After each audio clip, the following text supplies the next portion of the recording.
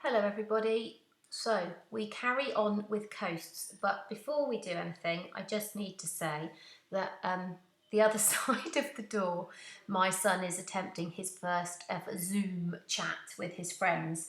And if you hear anything in the background, then it's either going really well or really badly wrong or whatever. Yeah, you might be able to hear that. Anyway, we are going to persevere. So we are in the middle of coastal processes.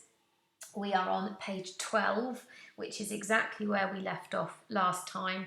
Last time we were talking about mass movement, and today we're talking about transport. So transport covers the bottom of page 12, where you've got some space for notes, and then you've got a little bit of information at the top of page 13. Okay, so that's how far we're going to get in this video. Right, now if you've done coasts before, you will definitely know about longshore drift. It's one of those kind of bits of geography that tend to stick in people's brains for whatever reason. Okay, it's kind of short for a longshore drift. So the idea of longshore drift is it's sediment being moved along a coastline. Okay, so that's one of the most important things to get in your head. It's along a coastline. And it's all because of swash and backwash. Now, we looked at swash and backwash when we did waves. And swash is the movement of water and sediment up the beach, and backwash is the movement of water and sediment down the beach. So here's the important thing. Swash will happen in the direction of the prevailing wind. So whichever direction the wind is blowing from at that time, the swash will happen at the same angle. Backwash is controlled solely by gravity, which means that backwash will always be at 90 degrees. Okay. Now it is possible, sometimes the wind will be blowing straight towards the beach and the backwash will go straight back. So it is possible to have occasions where you won't have any longshore drift, but usually the wind is blowing at some kind of an angle. Now this diagram is quite typical for the United Kingdom because in the UK, most commonly, that is the direction that the wind is blowing from. All right, the wind is usually coming from the southwest, which means the waves come up the beach in this direction and they come back at that one because that's purely controlled by gravity. Now, if you can imagine a piece of sediment here, it starts here, it goes pushed up the beach, and then it comes down, and it goes up, and it down. And the cumulative impact of that is that your piece of sediment that starts here is going to end up down here and it will keep moving. So that's why longshore drift is called a longshore drift. Here, this slide, remember you have access to all of my coastal resources via a folder that I shared with you in a previous email. If you haven't got that, or if you need me to send it to you again, just give me a shout and I will. But this one is Coastal Processes, and it's the PowerPoint that's been accompanying us for quite a few videos now. I'm not going to show those videos, but they're both really good little clips from the BBC that help you understand longshore drift. Okay. This is just a reminder that longshore drift can go in different directions. Just because in the UK we usually draw it going that way, particularly if you live in the southwest as we do, that's the dominant direction of longshore drift. But if your wind direction is usually from the southeast, then your longshore drift is going to go in completely the different direction. It's all about what direction the wind and therefore the waves approach the coastline. Okay, there's just a reminder that that's why we generally focus on longshore drift. So here, if you were a piece of sediment down at Land's End, depending on coastal management, which we will talk about in the future, your sediment is gradually going to make its way that way. All right, and we're going to talk about sediment cells in another one. Holderness, which is a coastline some of you may have studied before. The longshore drift is actually in a southerly direction. because the wind direction, as you can see from that blue arrow, generally comes from the northeast. If you were to be given an exam question about this, what you really need to focus on is what direction is the wind coming from, therefore what direction is the swash, and that will give you a clue. Sorry about the shouting in the background. That will give you a clue about the direction that longshore drift is going in. Okay, so that's one of the most important bits of transport. This is the second one, onshore drift. Generally at GCSE, or if you've studied coast previously, this won't have come up. Onshore drift is usually new at A level. We kind of have talked about this before. In a video where we talked about constructive and destructive waves, we said that constructive waves have a very powerful swash, which means that they add material to beaches, and destructive waves have a very powerful backwash, which means they remove sediment from beaches, which is why they're called constructive and destructive waves. Okay, that name is no coincidence. Constructive waves build beaches up, destructive waves destroy them. And then we went on to say that usually in the UK we have a cycle. Our weather is generally better in the summer. We have fewer storms, lower wind speeds, less powerful waves.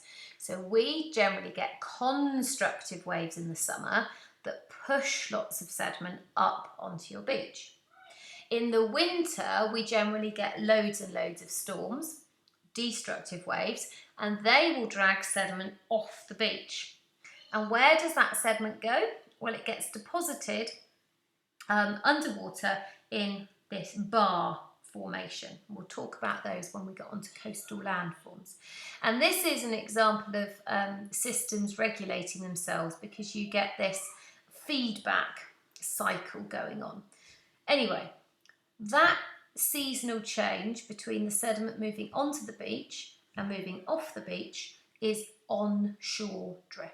Okay, on, off, and it's another form of transport that you get on coastlines. Quite simple, but equally quite important. That's just a slightly different version of the diagram, and as ever, you've got an animation that you can check out if you want to on the PowerPoint. The third type of transport, we're not going to really say very much about this today, because when we get onto landforms, one of the landforms that we need to talk about are sand dunes. And that's when we're really going to talk about this. But this photograph, I just found it on Google, I'll be honest. I think it's of a sandstorm in Barcelona, I think. Anyway, what you can see there is a pretty miserable day at the beach because the wind has created a sandstorm. It's just worth noting that sand particles are small enough to be able to be picked up by the wind and blown around. Now, the kind of old-fashioned word for that is aeolian, and I'm just mentioning that because it's one of those trip hazards that could come up in an exam question, and if you've never heard the word aeolian, you'd be like, what on earth does that mean? So it's to do with the wind. The wind is capable of transporting sand particles, but we will talk about that more when we get to sand dunes in the future. Okay, so we've got 3 directions or types of transport, if you like, bottom of page 12. These, and you've got this exact image at the top of page 13. This is precisely how the pieces of sediment would move. All right, so longshore drift, onshore drift are directions of movement. I'm just making a note about the wind, but these are the descriptions of how the particles would actually move. I want to show you a visualization, because if you're a visual learner in particular, you will need to look at this. Feel free to obviously draw these. If you were to take the bottom third of page 13, you've got room for a diagram, because the notes on deposition are only going to take up kind of the middle of page 13. So by all means, pause this video and copy this down. Traction. So traction is what happens to the very largest pieces of sediment. They are too big to ever be actually picked up, so they never lose contact. Now, it says riverbed in this diagram. If it's water, it could be the seabed, okay? Don't let that stress you out. I just couldn't find a really good diagram for coasts on this. So the biggest sediment's too heavy to be picked up. So traction is where the largest stuff is kind of dragged or rolled along the bottom. It doesn't lose contact with the seabed, all right? It's always on the seabed. It's just kind of moving around on it. Saltation would be for slightly smaller sediment, which is a little bit easier to move, and it's a bouncing. So in saltation, the sediment does lose contact with the seabed, okay, because it kind of bounces along. Suspension is the really small stuff that is going to be carried along in the water. And I'm going to show you a picture in a minute on how you can tell if water is carrying something in suspension. So that's the very tiniest stuff. Solution, you actually can't really draw because it's the stuff that is dissolved into the water. So yeah, there's no point doing a diagram of that one. Now, I know I'm getting ahead of myself onto deposition, which is going to be our next video, but just have a look at this river estuary. So you've got a river meeting the sea. You can absolutely tell that that river is carrying loads and loads of sediment. So if water is muddy, if you can't see through it, you know it is carrying sediment in suspension, okay? There's always a giveaway clue that suspension is your type of transport. Okay, so there are 7 things to remember for transport, 4 ways in which sediment is moved, and 3 kind of directions or types of movement. If you could jot some notes down on page 12 and maybe add some diagrams on page 13, that would be perfect. Now, the deposition video won't take too long, but equally it won't fit into this one. Okay, as ever, you know the drill. Any questions, drop me an email, and we are approaching, I promise, a question sooner or enough. Thanks, folks.